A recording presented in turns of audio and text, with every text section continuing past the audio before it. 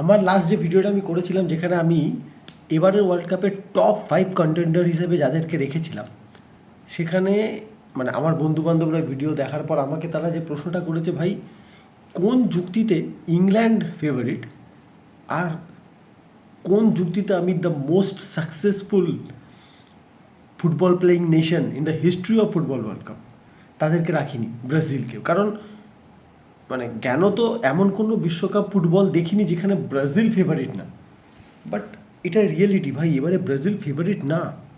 তার মধ্যে আজকে সকালবেলা ফ্রেন্ডলি ম্যাচে এখানে ইজিপ্টের এগেনস্টে, সেখানে Wesley the only proper right back in the sense, হ্যাঁ ড্যানিলো আছে, but Wesley attacking right back, তার সাথে রোমাতে তার এই সিজনটা দুর্দান্ত গেছে, সেখানে সে ইনজার্ড। আর তার জায়গায় ম্যানচেস্টার ইউনাইটেডের যে নতুন মিডফিল্ড সাইনিং, সেই এডারসন তার জায়গায় রিপ্লেস করছে। তো এই রিপ্লেসমেন্টটা আমি একটু ঠিক বুঝতে পারলাম না, যে একজন রাইট ব্যাক তার জায়গায় এডারসন কেন। তো এখানে এটা হতে পারে যে হয়তো ড্যানিলো এবার স্টার্ট করবে অ্যাজ রাইট ব্যাক, এডারসনকে এতদিন যেটা ভাবা হচ্ছিল যে ড্যানিলোকে মিডফিল্ডে খেলানো হবে, কারণ ড্যানিলো রিসেন্টলি মিডফিল্ড খেলছে, তো সেই জায়গায় হয়তো Ederson as a backup midfielder হিসেবে গেল, বা এডারসন রাইট ব্যাক হিসেবেও খেলতে পারে, আমি জানি না সেটা কতটা কি।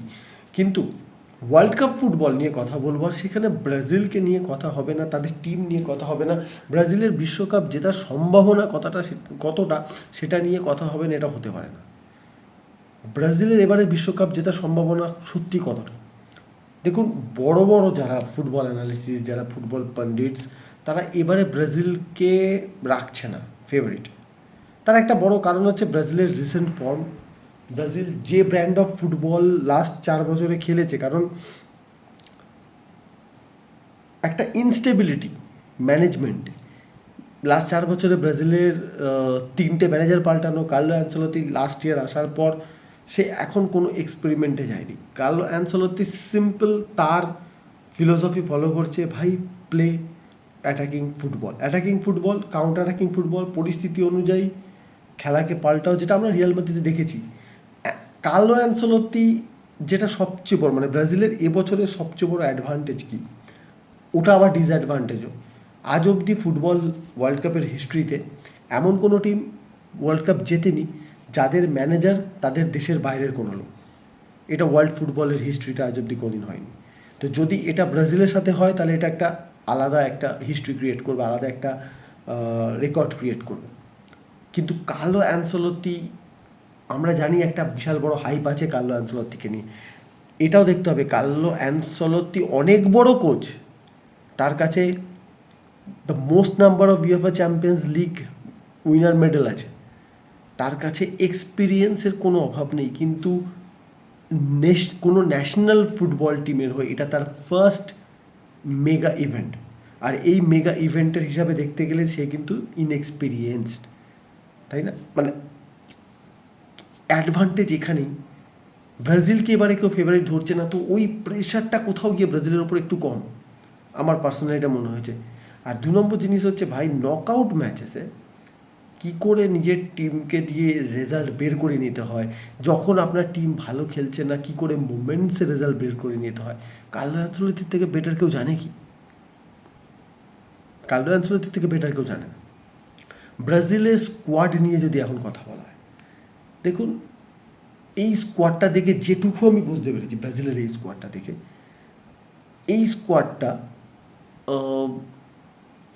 এমন বলা যায় না যে স্কোয়াডটা একদম মানে টেকনিক্যালি গিফটেড ভয়ঙ্করভাবে, বাট এই স্কোয়াডটা অনেক বেশি ওয়ার্কলোড ম্যানেজ করতে পারছে।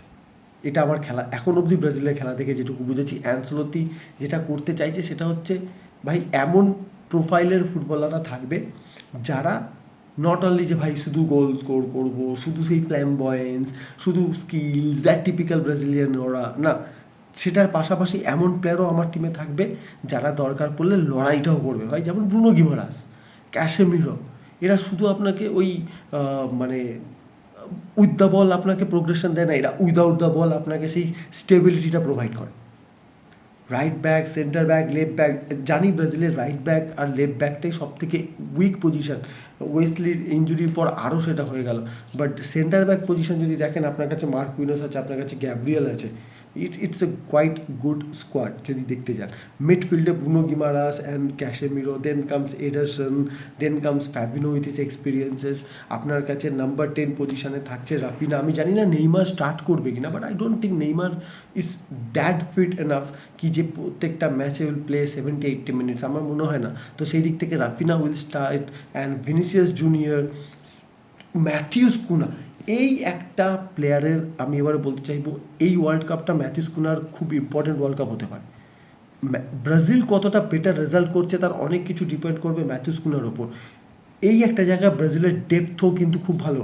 আমি জানি যে ব্রাজিল এবারে একটা বিশাল বড় বিতর্কে জড়িয়েছে, সেটা হচ্ছে জোয়াও পেদ্রোকে না নিয়ে আসা। চেলসিতে সে এই সিজনে টোটাল 25টার কাছাকাছি গোল করেছে, তাকে না নিয়ে আসা একটা বিশাল বড় একটা মানে কন্ট্রোভার্সি তৈরি করেছিল, নেইমারকে নেওয়া হ্যান ত্যান। বাট ইগর থিয়াগোকে নিয়ে কিন্তু সেরমভাবে কেউ চিন্তা করছে না। প্রিমিয়ার লিগে 17টা গোল করা, it's not a matter of joke. আর Igor Thiago is kind of a striker না, যে আপনাকে যেটা একটা স্ট্রাইকারের থেকে দরকার সেটা সে প্রোভাইড করে।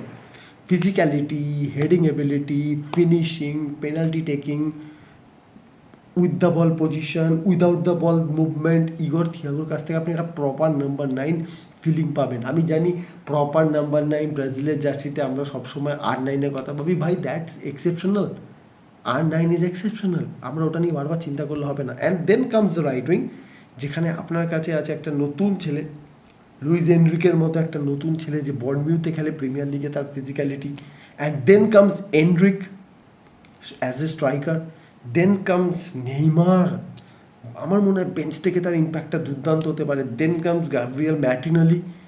তো স্কোয়াড হিসাবে Brazil is not that bad, কিন্তু কোথাও গিয়ে ব্রাজিলের লাস্ট 2-3 বছরে এই ইনস্টেবিলিটি না ব্রাজিলকে এই ফেভারিট তকমা থেকে সরিয়ে দিয়েছে এই বিশ্বকাপে। আমার জ্ঞানত এটা প্রথম বিশ্বকাপ যেখানে ব্রাজিল ফেভারিট নয়, কিন্তু স্টিল একটা কথা মানতেই হবে, আপনি বিশ্বকাপ ফুটবলে ব্রাজিলকে ওয়ার্ল্ড কাপ জেতার লড়াইয়ে বাইরে রাখতে পারবেন না পুরোপুরি, ইউ নেভার নো। আমার ব্যক্তিগত যেটা মনে হয়, this Brazil team is going to surprise the whole world positively, আমার এটা মনে হচ্ছে। আমি জানি না কেন মনে হচ্ছে, ব্রাজিল সাপোর্টার বলে মনে হচ্ছে কিনা, but this Brazil team is going to give you some brilliant performance in this world cup. মরক্কোর এগেনস্ট ইন টাফ ম্যাচ, সবাই বলছে ভাই if you want to win world cup তোমাকে তো টাফ ম্যাচেস খেলতেই হবে না। Scotland is a good team, but you expect Brazil to win this kind of games, আর যেখানে তোমার কার্লো আনচেলত্তির মতো একটা এত বড় কোচ আছে। গোলে এলিসন না এডারসন, এটা নিয়ে একটা বড় কথা সবসময় চলে, বাট পার্সোনালি আমি মনে করি এই দুটো গোলকিপারই দেশের হয়ে খেলার সময় কেমন একটা করে। তো এসব নিয়ে বেশি চিন্তা করে আপনি squad depth is quite good enough. অন্যান্য টিম ফ্রান্স, পর্তুগাল, আর এদিকে আপনার হয়তো স্পেন, এদের সঙ্গে যদি মেলান আপনার, সেদিক থেকে একটু কি ব্রাজিল পিছিয়ে, হয়তো কিছুটা, হয়তো ফ্রান্স পর্তুগালের স্কোয়াড ডেপথের সামনে তো পিছিয়ে, কিন্তু অনেক সময় এই স্কোয়াড ডেপথ, এই শুধু কোয়ালিটিস, এগুলোর জায়গায় আরেকটা যেটা জিনিস ম্যাটার করে সেটা হচ্ছে টিম ইউনিটি। যদি ব্রাজিল এই ওয়ার্ল্ড কাপে এই জিনিসটা দেখাতে পারে, then it is going to be a very good chance for the number 6।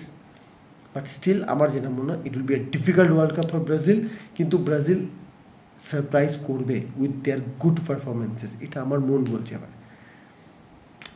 Let's hope for the best, finger crossed, দেখা যাক কী হয়। আজকে এটুকুই, পরের ভিডিওতে আবার দেখা হচ্ছে, অন্য কোনো একটা বিষয় নিয়ে কথা বলবো ফুটবল ওয়ার্ল্ড কাপের। আজকের মতো এটুকুই, সবাই খুব ভালো থাকবেন, দেখা হচ্ছে পরের ভিডিওতে, বাই গাইজ।